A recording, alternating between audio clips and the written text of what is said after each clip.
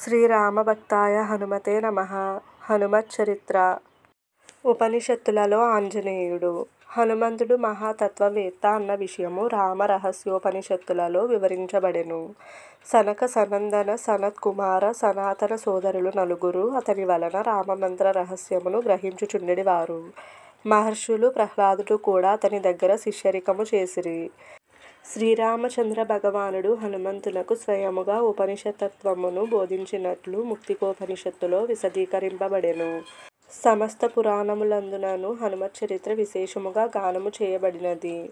గ్రంథ విస్తరణ భీతిచే ఇందు కొన్ని ఘట్టములు మాత్రమే సంక్షేపముగా వర్ణింపగలిగితిని.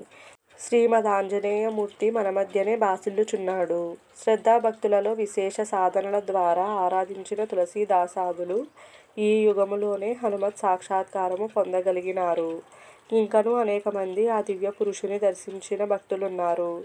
ఆ దివ్య ప్రభాభాసితుని అనుగ్రహమునకు పాత్రులగుటకు శాస్త్రములలో అనేక మంత్రములు అనుష్ఠాన విధానములు యున్నవి.